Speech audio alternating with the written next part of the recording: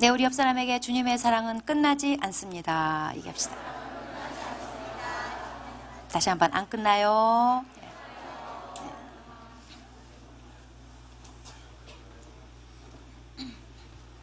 네, 오늘 하나님 말씀 마태복음 5장 7절 말씀입니다. 한 절 같이 한 목소리 읽어보도록 하겠습니다. 시작.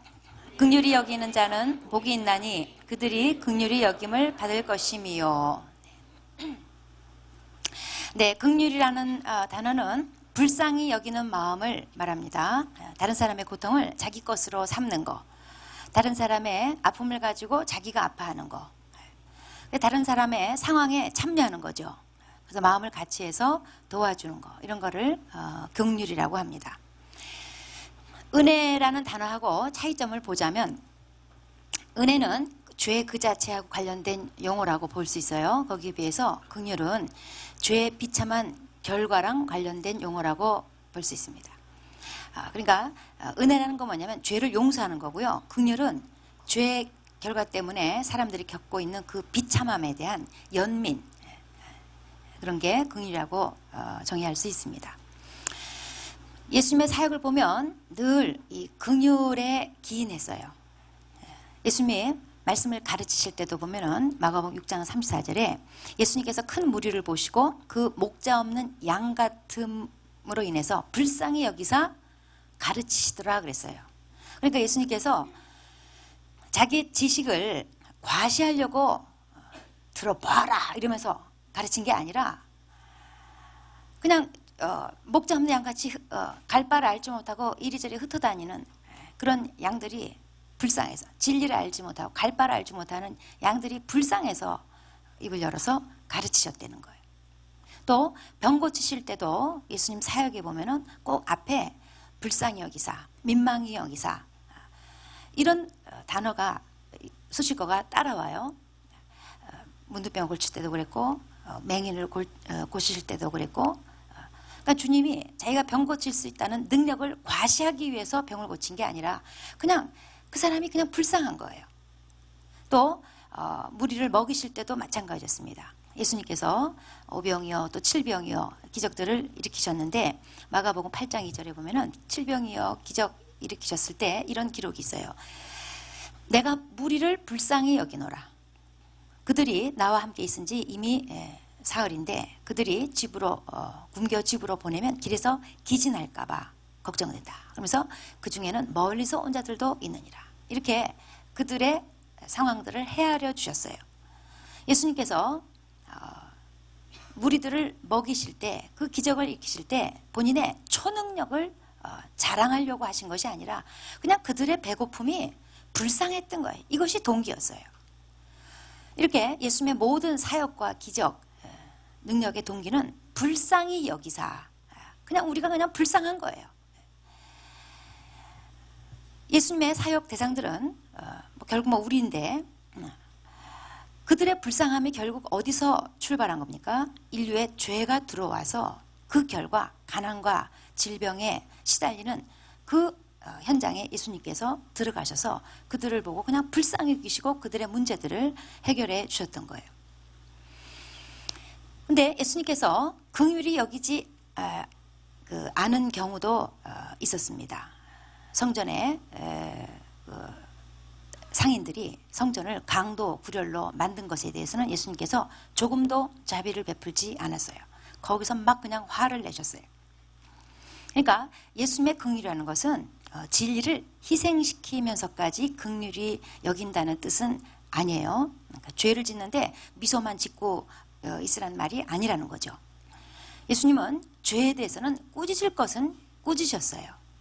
구약에도 보면은 신명기 7장 16절에 보면은 다른 신을 섬기는 가나안 족속들을 긍휼히 여기지 말래요.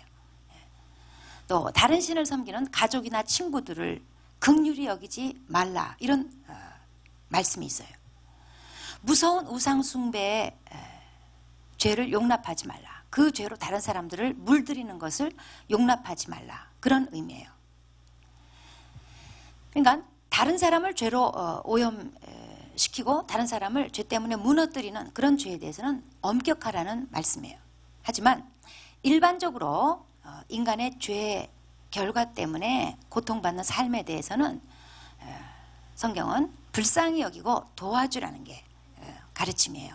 그래서 구약에 보면은 고아나 과부나 가난한 자나 이런 사람들은 특별히 긍휼히 여길 대상으로 말씀이 이렇게 분류해 놓고 있어요. 왜냐하면 고아나 과부나 가난한 자나 결국 이게 뭐냐면 대표적으로 인류 가운데 죄가 들어와서 고통을 겪게 된 케이스이기 때문에 이런 사람들에 대해서 특별히 긍휼을 베풀어라 이렇게 율법이 정하고 있는 거예요. 자, 우리가 다른 사람을 긍휼히 여겨야 되는 이유, 우리가 긍휼을 베풀어야 되는 이유는 예수님이 믿는 자들에게 긍휼을 베풀어라 이렇게 말씀하신 이유는 그리스도인이라면 누구나 할 것 없이 전부 다 하나님의 긍휼에 대해서 빚진 자이기 때문에 그래요. 우리가 믿는 하나님은 긍휼의 하나님이에요. 시편 25편 6절에 보면은 하나님의 긍휼에 대해서 영원 전부터 있었다 그렇게 기록하고 있어요. 그러니까 하나님이 인류를 보시고 보니까 갑자기 막 불쌍한 생각이 들었어요. 그래서 갑자기 예수님을 막 보내고 그런 게 아니에요. 주님의 긍휼은 영원 전부터 인류가 탄생하기도 전부터 그냥 그분의 성품이라는 거예요. 그런 하나님께서 에베소 2장 4절에 보니까 긍휼이 풍성하신 하나님이 허물로 죽은 우리를 그리스도와 함께 살리셨도다 그랬어요. 영원 전부터 긍휼이 많으신 하나님께서 그 풍성한 긍휼로 2000년 전에 예수님을 살리실 때 죽은 예수님을 부활시키실 때 그 안에 믿는 자를 집어넣으시고 2000년 전부터 이미 우리를 긍휼히 보시고 우리를 그리스도와 함께 살리셨다는 거예요. 그러니까 하나님의 은혜가 우리의 모든 죄를 용서하신 거라면 이 하나님의 은혜는 하나님의 긍휼에서 시작됐다는 거죠. 하나님이 우리를 불쌍히 여기시고 그리고 그분이 은혜를 베풀어서 우리를 사주신 거예요. 구속하신 거예요. 다시 말해서 하나님의 구속사는 그 동기가 그 기초가 긍휼이라는 겁니다. 그래서 디도서 3장 5절에 우리를 구원하신 것은 그의 긍휼을 따라 구원을 하셨다는 거예요. 이 구원의 기초가 된 하나님의 긍휼은 단지 우리를 구원한 것으로 끝나질 않았어요. 그 구원은 예레미야가 3장 22절에 보면 그 긍휼이 무궁하시다는 거예요. 계속 이어진다는 거예요. 그리고 아침마다 새롭다는 거예요. 하나님의 긍휼은 아침마다 리뉴얼 되는 거예요. 새롭고 또 새롭고 또 새롭고. 그러니까 오늘 아침에 또 새로워진 거예요. 어제 묵은 긍휼로 우리를 긍휼히 여기신 게 아니라 오늘 아침에 또 새로워졌다는 거예요. 네. 그래서 우리 예수 믿는 사람들은 하나님의 긍휼 때문에 구원받았을 뿐 아니라 매일매일이 하나님의 긍휼을 입고 산다는 겁니다. 우리들은 하나님의 긍휼을 매일매일 입어야 살 수 있는 존재라는 거예요. 왜냐하면 우리의 죄와 허물이 끝나지를 않아요. 여러분 끝났어요? 예수 믿고 나서 죄와 허물에 대해서 종지부를 찍으면 얼마나 좋아요. 그런데 예수만 믿었을 뿐이지 우리 죄와 허물은 이게 끝나지를 않아요. 여기에 대해서 시편 78편 38절에 아주 잘 기록해 놓고 있습니다. 이스라엘 백성이 광야 생활 하면서 수시로 죄를 짓고 하나님한테 배신 때렸어요. 거기에 대해서 하나님의 반응이 이렇다고 이렇게 적어 놓고 있습니다. 오직 하나님은 긍휼하심으로 죄악을 덮어주시며 멸망시키지 아니하시고 그의 진노를 여러 번 돌이키시며 그의 모든 분을 쏟아내지 아니하셨으니. 그리고 39절에 그들은 육체며 가고 다시 돌아오지 못하는 바람임을 기억하셨습니다. 우리도 광야길을 걷는 이스라엘 백성이나 마찬가지예요.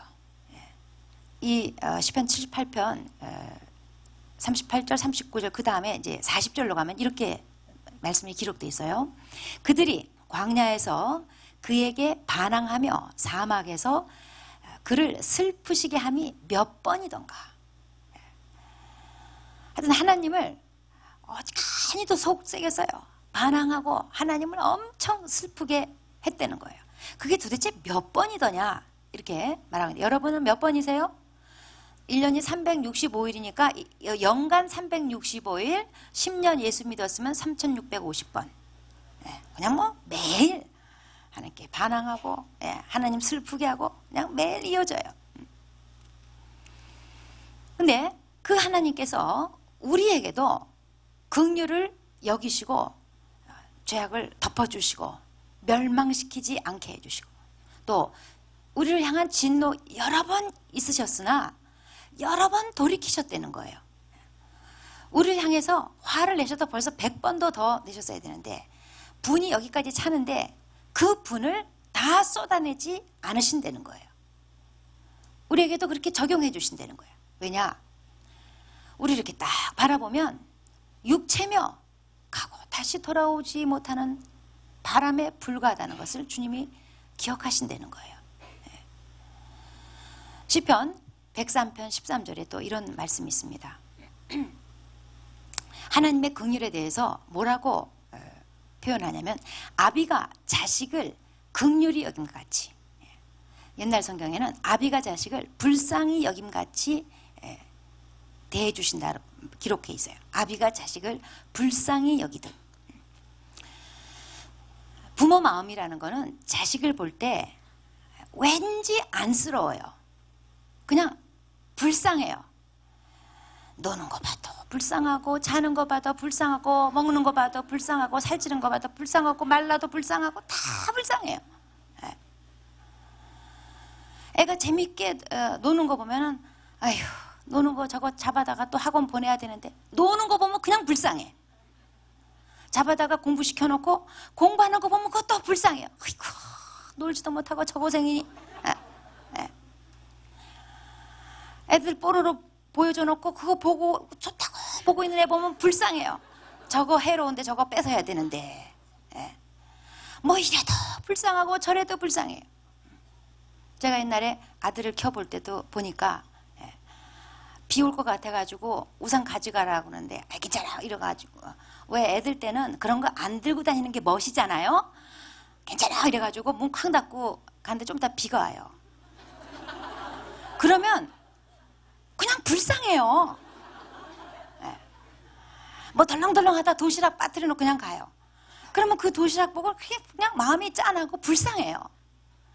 사실 평상시에 삼시세끼 잘 챙겨 먹고 사실 살이 쪘기 때문에 안 먹어도 돼요. 그까짓 거 한 끼. 그리고 개 수완으로 밥 해결 못할 애가 아니야. 어떻게든지 다 해결을 하는 아이.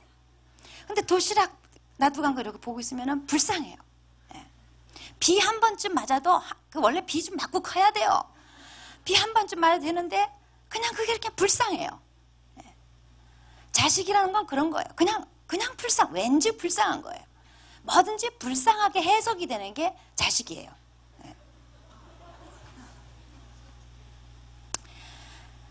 하나님이 우리를 보실 때 그냥 불쌍하대요. 여러분 기분 나빠요? 그냥 불쌍한 거예요. 거기에 대해서 그 이유가 뭐냐면, 이는 그가 우리의 체질을 아시며 우리가 단지 먼지뿐임을 기억하심이라고요. 자, 티끌 같은 인생, 그냥 바람에 날리다 어느 날 그냥 흙으로 돌아갈 인생, 그냥 불쌍한 거예요. 지금도 나를 이렇게 바라보실 때 그냥 안쓰러운 거예요. 아유, 저 인간. 그냥 불쌍한 거예요. 제가 지난 주일에 우리 교회 목자 목동들을 향해서 목욕탕 보고서 내라 그랬어요. 우리 교회만 있는 특별한 보고서입니다. 지난 한 달 지은 죄를 적어내라. 근데 우리 목자 목동들이 또 다 순수하잖아요. 빼곡히 적어냈어요.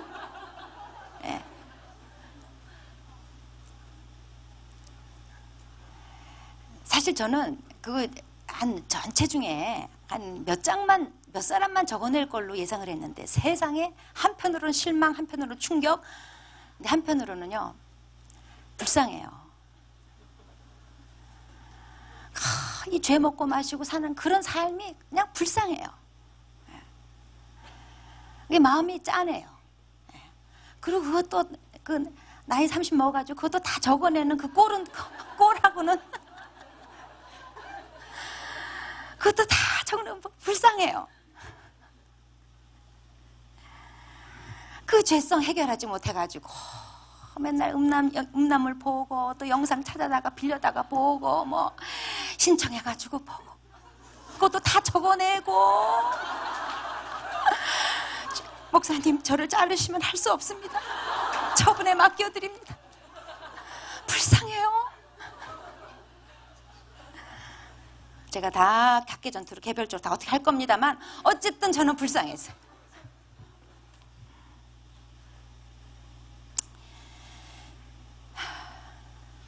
예수 믿고 나서도 죄와 허물이 계속 이어져요. 그게 문제예요. 근데 죄는 쓴 열매를 가져다 준단 말이에요. 사람이 뭘로 심든지 그것으로 그대로 거두리라고 갈라디아서 6장 7절에 기록하고 있어요. 이 법칙 그대로라면은 우리는 벌써요 죄의 열매로 벌써 너덜너덜 걸레같이 됐을 거예요. 하나님한테 맞아가지고 아주 너덜너덜 됐을 거예요. 그런데 여기에 하나님의 긍휼이 개입되어 있는 거예요. 즉 다는 거두지 않게 하시는 하나님. 아비가 자식을 불쌍히 여기같이 하나님께서 진노를 여러 번 돌이키시는 거예요. 모든 분을 다 쏟아내지 않으시는 거예요. 왜냐하면 우리 체질을 아셔요. 그냥 먼지며 그냥 가고 다시 돌아오지 못하는 바람에 불과하다는 것을 아신다는 거예요. 하나님의 이 긍휼이 아침마다 새롭고 늘 새로워서 그나마 우리가 이 정도 멀쩡하게 사는 거예요. 만약에 내가 죄도 허물도 실수도 실패도 없는 자라면은 다른 사람한테 긍휼하지 않아도 돼요. 왜냐하면 하나님한테 긍휼의 빚이 없기 때문에 그래요. 하나님의 긍휼을 입은 적이 없기 때문에 다른 사람한테 법대로 하세요. 그런데 우리는 하나같이 전부 다 죄와 허물과 실수와 실패로 얼룩진 인생이에요. 늘 하나님의 긍휼을 입고 살기 때문에 요 모양 요 꼴로 이만큼이라도 살아내는 거예요. 내가 얼마나 약한지 얼마나 악한지 안다면 나는 하나님의 긍휼을 입어야 살아낼 수 있는 자라는 것을 알게 될 거예요. 그럴 때 다른 사람을 긍휼히 여길 수가 있게 되는 거예요. 성경은 그걸 알고 다른 사람에게 긍휼을 베풀어라 우리에게 이렇게 말씀하고 있는 거예요. 예수 믿는 사람이라면 이제 세상 사람들을 보는 눈이 달라져야지 돼요. 유대인들은 유대 교인이 아닌 사람을 향해서 개라고 여겼습니다. 지옥 땔감이라고 여겼습니다. 그러면 우리 예수 믿는 그리스도인들은 세상 사람들을 어떻게 봐야 되는 겁니까? 세상 사람들이 아무리 구역질 나는 죄를 먹고 마시고 살아도 기독교를 개로 여겨도 아무리 꼴전하게 잘난 척하고 큰소리치고 살아도 그들은 우리가 싫어해야 될 사람들이 아니라 불쌍히 여겨야 될 사람들이에요. 여러분 이웃에 여러분 직장에 예수 안 믿는 큰소리 뻥뻥 치고 잘난 척하고 잘 나가는 사람들 정말 꼴사나운 사람들 싫어해야 될 대상이 아니라 불쌍히 여겨야 될 대상들이에요. 게이 퍼레이드 할 때 보니까 속옷에 뒤에다 엉덩이 이만큼 구멍 이만큼 파가지고 그거 좋다고 걸치고 헤헤거리고 정말 구역질 나요. 그런데 그 사람을 혐오할 게 아니라 그 죄는 혐오해야 되지만 그 사람은 불쌍히 여김을 받아야 될 대상이에요. 불쌍한 거예요. 자기의 끝이 뭐가 뭔지를 몰라요. 그 죄가 뭘 의미하는지를 몰라요. 굶어 죽어가는 애들도 불쌍하지만 인생의 목적을 몰라가지고 사치와 허영에 사로잡혀가지고 발악을 하고 사는 사람들이 있어요. 이 사람들도 불쌍한 거예요. 오죽 허무하면 차를 6개월에 한 번씩 바꿔요. 사우디 왕은 요트를 8,600억짜리 오죽 공허하면 그런 걸 사봐야 마음에 뭔가 채워질 수 있다고 생각하겠어요? 불쌍한 거예요. 사탄에게 속고 있는 자들, 스스로 자기 힘으로는 마귀 손하기 위해서 절대로 벗어날 능력이 없는 사람들, 자기들의 결국이 어떻게 될지 알지 못하고 오늘도 죄가 뭔지 의가 뭔지 물과 소변을 구별할 줄 모르고 물 마시듯이 죄를 소변 마시듯이 그냥 먹고 마시고 사는 사람들, 나도 하나님의 은혜가 아니면 여전히 그렇게 살고 있었을 사람이에요. 스데반이 돌에 맞아 죽으면서 이 죄를 그들에게 돌리지 마옵소서 이 말하고 죽었어요. 왜냐하면 자기에게 돌 던진 자들이 정상이 아니에요. 사탄한테 붙잡혀서 그런다는 것을 봤기 때문에 그런 위대한 용서를 베풀 수가 있었던 거예요. 돌 던지는 사람을 오히려 불쌍히 여길 수 있었던 거예요. 믿는 자들을 향해서도 마찬가지입니다. 골로새 3장 12절에 긍휼과 자비로 옷을 입으라는 거예요. 그리고 에베소 4장 32절에 서로 불쌍히 여기라는 겁니다. 그리스도인들이 긍휼의 옷을 입고 서로 불쌍히 여겨주라는 거예요. 우리 알고 보면요, 다 불쌍해요. 우리 옆 사람한테 불쌍한 자요. 자, 얘기해 봅시다.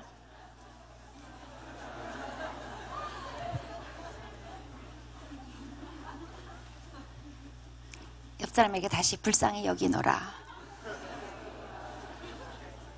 우리 피차 다 불쌍해요. 우리는 자기 자신한테는 의롭고 의로 엄격해야지 돼요. 하지만 다른 사람에게는 관대해야지 돼요. 긍휼히 여겨야지 돼요. 자신에게는 의롭지 않고 다른 사람에게 그냥 이렇게 긍휼한 사람이 있어요. 이런 건 긍휼이 아니에요. 해픈 거지. 예를 들어서 매일 지각하는 사람 있죠.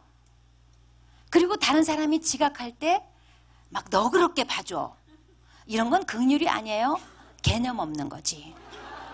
마음이 해픈 거지. 그래서 예배 때 저기 못 들어오고 저기 우리 지금 저 뒤에 로비에, 미안해요 지금 로비에 있는 사람들, 네, 로비에서 서로 긍휼히 여기며 동지애로 뭉치며 서로 불쌍히 여기며 막 봐주며, 그건 긍휼이 아니에요. 절대 늦는 법이 없는 사람인데 지각하는 사람 그냥 넘어가 주는 거, 이런 게 긍휼이에요. 그러니까 자기한테는 굉장히 의에 엄격해, 의에 줄이고 목말라. 그리고 다른 사람에게는 너그럽게 해주는 거, 이런 게 긍휼이에요. 알긴 아세요? 네? 자, 의는 법대로 하자는 거예요. 긍휼은 따질 거 다 따지지 않겠다는 거예요. 받을 거 다 받지 않겠다는 거예요.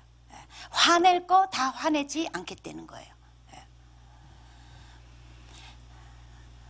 법대로 하지 않는 거, 이게 바로 부모 자식 관계죠. 긍휼히 여기는 자가 그래요. 법대로 하지 않는 거. 그러니까 긍휼의 반대말을 얘기하면 좀 이해하기가 쉬울 것 같아서, 긍휼의 반대말이 뭐냐면 냉정함이에요. 예수님이 선한 사마리아인의 비유를 하신 적이 있어요. 어떤 사람이 강도 맞아가지고 거반 죽게 됐는데 그를 보고 지나가던 사람들이 많았어요. 제사장도 지나가고 레위인도 지나가고 하여튼 이런 종교인들이 그냥 쓱쓱 다 지나가요. 그를 보고 피해서 갔다는 거예요. 피해서 가는 거. 자, 어떤 사람이 쓰러져 강도 만나가지고 쓰러졌을 때 내가 그를 꼭 돌봐주고 고쳐내야 될 무슨 책임이 있거나 의무가 있는 건 아니죠. 법으로 따지면. 이들은 그냥 지나갔어요. 냉정하게 지나갔어요. 그런데 비해서 선한 사마리아인은 그를 보고 불쌍히 여겨서 상처에다가 기름 부어주고, 그리고 그를 나귀에 태워가지고 주막에다 맡기면서 돈까지 주면서 모자라면 내가 다음에 와서 또 갚아줄게요. 우선 좀 돌봐주세요. 하여튼 오지랖이에요. 네. 굳이 할 의무나 책임이 있는 건 아닌데 이렇게 돌보는 거. 반면에 제사장이나 레위인들은 자기가 꼭 그를, 강도 지가 만났는데 괜히 뭐 들고 다니다 강로 만난 거지 뭐. 지가 만났는데 내가 뭐 꼭 해줄 필요 있나? 그냥 갔어요.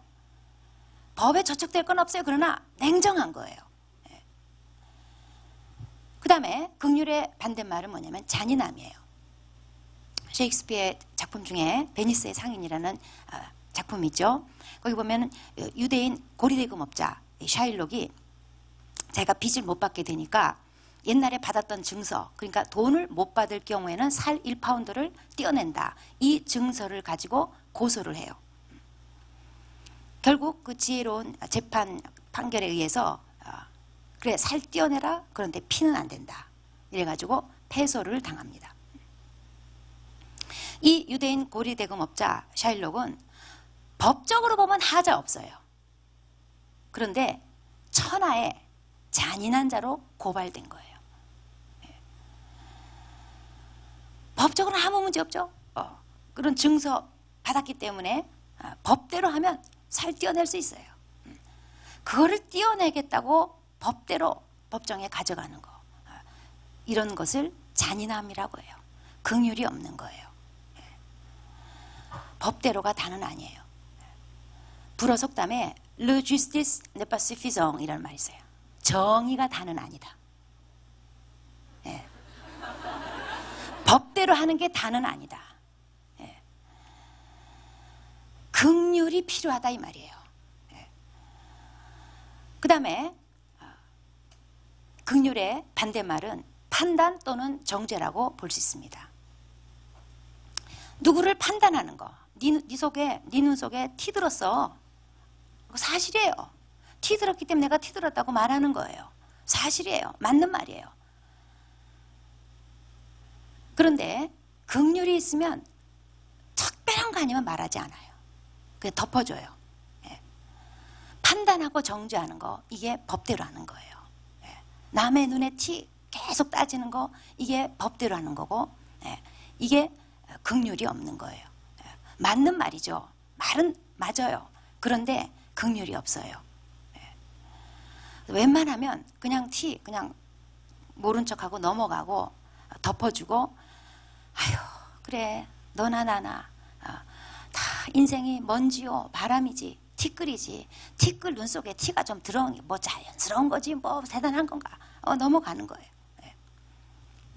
얼마 전에 그 IS한테 처형된 일본인 두 사람이 있었죠. 그 중에 고토 겐지라는 사람이 있었어요. 이 사람이 이제 처형되고 나서 그 어머니가 유명한 말을 남겼어요. 아들 죽음에 증오로 답해서는 해결이 안 됩니다. 그러면서 아랍 어린이들을 초대해서 밥해주고 싶다고 했어요. 예수님께서 긍휼히 여기는 자는 복이 있나니 그들이 긍휼히 여김을 받을 것이요 그랬어요. 긍휼히 여기는 자가 복이 있어요. 이 죽임당한 아들을 둔 어머니가 만약에 IS를 향해서 계속 증오로 불태웠다면, 증오심을 불태우며 살았다면 자기가 다 죽어요. 못 살아요. 그냥 그들도 다 악한 인간에 불과하다고 여기고 그냥 불쌍히 여겨준 거예요. 증오로 답하는 게 답이 아니라는 것을 결론을 내렸어요. 그 결과 그나마 산 사람은 살 수 있는 거예요. 긍휼히 여기는 자가 복이 있는 거예요. 하나님은 우리에게 긍휼히 여길 때 네가 긍휼히 여김을 받게 될 것이다. 내가 너 긍휼히 여겨줄게. 그렇게 약속하고 계세요. 야고보서 2장 13절에 긍휼을 행하지 아니하는 자에게는 긍휼이 없는 심판이 있으리라 그랬어요. 긍휼은 심판을 이기고 자랑하느니라 그랬어요. 이 땅에 사는 동안에도 긍휼이 없으면요, 그냥 그 자체가 그 사람 삶에 그냥 그게 괴로움이고 그게 벌이에요. 긍휼이 없는 사람은요, 그 메마르고 날카로운 그 심령 그 자체가 형벌입니다. 우리 안에 긍휼이 품어지면 그게요, 나를 굉장히 여유롭게 삶을 부드럽게 풍성하게 만들어줘요. 그리고 만약에 내게 긍휼이 없어서 하나님이 나한테 긍휼로 대하지 않으시고 만약에 법대로 대하시면 어떻게 해요? 내가 심은 대로 다 거두고 살면 그거 죄의 열매 다 먹고 어떻게 살아요? 못 살아요. 하나님이 내가 죄 짓는 곳마다 징계하신다고 쳐봐요. 못 살아요. 다른 사람에게 긍휼히 여겨줄 때 하나님께서 나를 긍휼로 덮어주시면서 분을 나한테 다 쏟지 않으시는 거예요. 그 은혜로 살아야지 돼요. 그래서 이 생에서도 약속이 있습니다. 그런가 하면 그날 그리스도 심판대 앞에서도 약속이 있습니다. 바울이 디모데후서 1장 16절에 보니까 오네시보로라는 사람이 자기한테 아주 잘했어요. 그러면서 그를 향해서 이런 축원을 합니다. 주께서 그의 집에 긍휼을 베푸소서. 그리고 나서 18절에 가서 주께서 그로 하여금 그날에 주의 긍휼을 입게 하여 주소서. 이렇게 축원을 해줘요. 그날 그리스도 심판대 앞에 섰을 때 이런 법칙이 있다는 거예요. 우리가 그리스도 심판대 앞에 서게 되면 사람이 자기 몸으로 행한 그대로 다 받으리라고 성경이 계속 우리에게 말씀하고 있어요. 내가 내 몸으로 행한 거 그대로 받으면 사실 별로 받을 상 없어. 그런데 이 바울의 말을 빌어서 우리가 추측해 보건대 이 땅에서 남에게 긍휼을 많이 베푼 사람은 그날 그리스도 심판대 앞에서 하나님의 긍휼의 법칙이 작용될 거라는 거예요. 하나님 나를 법대로 하지 않으실 거라는 거예요. 그래서 긍휼이 심판을 이기고 자랑하느니라 말씀하는 거예요. 긍휼 때문에 내가 살아. 하나님의 긍휼을 입어. 그리스도 심판대 앞에서 긍휼을 입게 되는 거예요. 그러므로 긍휼이 여기는 자가 복이 있는 겁니다. 긍휼을 베풉시다. 긍휼을 달라고 또 주님 앞에 간구합시다. 기도하겠습니다.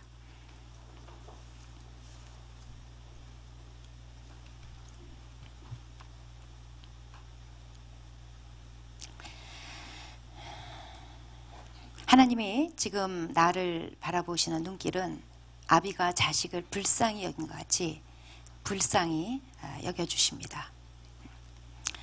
속에 수많은 죄 가지고 싸우고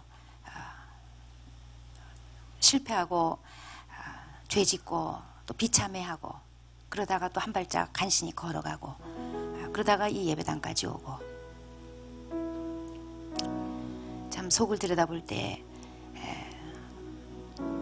더럽고 추하고 참 보잘것 없고 참 천한 그런 곳으로 가득 찬 하나님의 자식인 나를 보실 때 주님은 아비가 자식을 불쌍히 여긴 것 같이 나를 지금 불쌍히 바라보고 계십니다.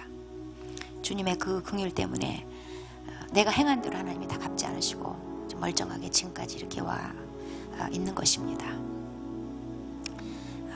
하나님의 그 아버지 마음을 우리가 배웁시다. 그리고 그 마음으로 우리 형제자매들을 바라보고 또 세상에 죄에 퍼마시고 어디로 가는지도 알지도 못하고 지옥불을 향해서 달려가는 불쌍한 영혼들 바라볼 수 있도록 우리가 긍휼로 채워집시다. 그래서 이 시간에 나를 그렇게 아비가 자식을 불쌍히 여기듯 그렇게 불쌍히 봐주신 하나님께 감사 고백하고 그리고 주님 그 눈을 그 마음을 제게도 충만하게 부어주셔서 우리 지체들을 그렇게 바라보고 또 죄에 먹고 마시고 사탄한테 붙잡혀서 뭐가 뭔지 알지도 못하고 살아가는 내 주변에 무수한 불쌍한 세상 사람들 그들을 향해서 나도 긍휼히 여기는 마음과 눈으로 바라보고 또 도울 수 있도록 우리 이 시간 다 같이 주님 앞에 기도하시겠습니다.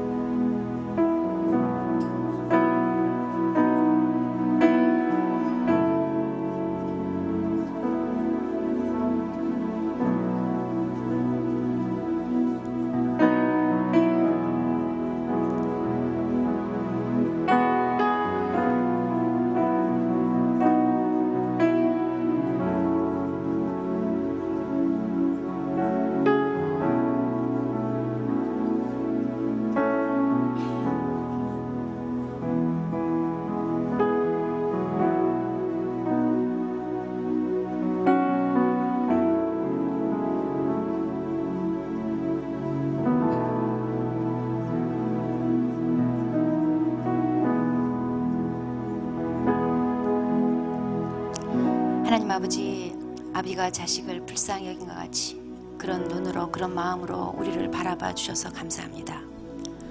우리의 체질을 아시고 우리가 먼지에 불과하다는 것과 가고 다시 돌아오지 못하는 바람에 불과하다는 것을 기억하시고 우리에게 긍휼을 베푸시되 아침마다 새롭고 늘 새롭게 긍휼을 베풀어 주셔서 감사드립니다. 주님의 긍휼이 아니면 우리는 우리의 죄값대로 산다면 우리는 벌써 주님의 진노에 망했을 것입니다.